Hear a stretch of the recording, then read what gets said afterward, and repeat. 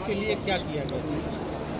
ये एक ईश्वरीय परिकल्पना ही कही है। मेरे मन मस्तिष्क में आया कि क्यों ना एक ऐसा तीर्थ बनाया जाए जहाँ पे 4 धाम के मंदिर हो, जहाँ पे 12 ज्योतिर्लिंग हो, जहाँ 9 देवियों का स्थान हो और जहाँ पर अयोध्या में बन रहा दिव्य राम मंदिर भी हो, नदी के किनारे निषाद राज जी हो और जंगल के अंदर शबरी माता हो, बीचों बीच भारत माता का मंदिर हो और एक तरफ भगवान श्री कृष्ण का विराट स्वरूप हो।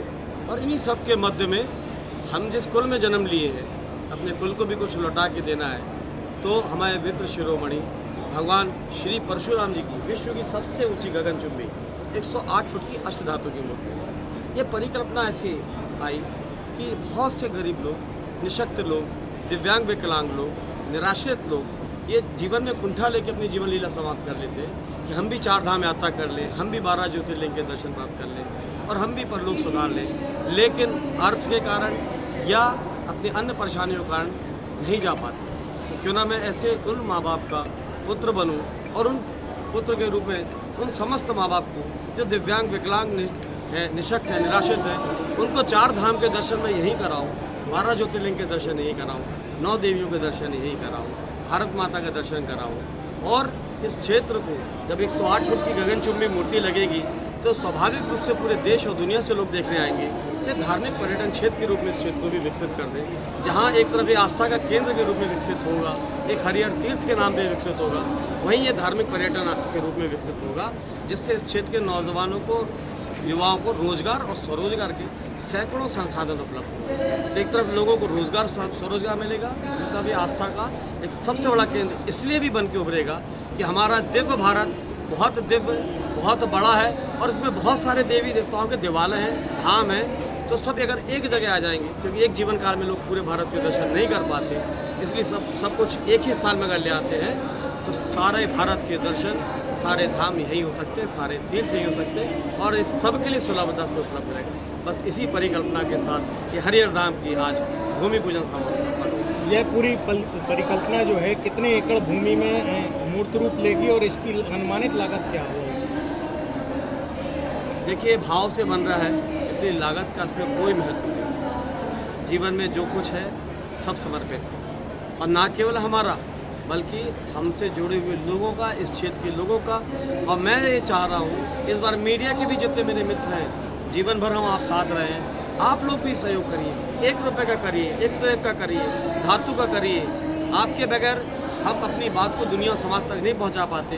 तो एक तरफ जहां आप हमारी बात को पहुंचाएं कि सब मिलकर सहयोग करें, क्योंकि 1000 संजय पाठक भी मिलकर नहीं बना पाएंगे, हमको आपको सबको मिलकर बनाना पड़ेगा।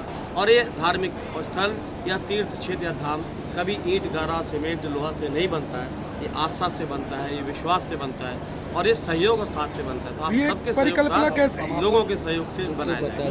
बता दिए समापन में कोई ऐसे वीआईपी कोई और मंत्री वगैरह कोई विशिष्ट साधु संतों को आने वाले भगवान के श्री चरणों पे, हरिहर धाम पे जो आता है, भले ही वो वीआईपी हो, लेकिन यहाँ आके वो स्वयं ही भक्त बन जाता है। सभी लोग आ रहे हैं। अभी बागेश्वर धाम धीरेन्द्र शास्त्री जी भी संभवतः 1 आध घंटे के अंदर उनका आगमन हो सकता है, क्योंकि उन्होंने मुझे ये बोला कि मैं आ रहा हूँ और रास्ते में हूँ। अब मैं उनका इंतज़ार कर रहा हूँ। उन्होंने बोला हम 4:30-5 तक यहाँ पहुँचेंगे।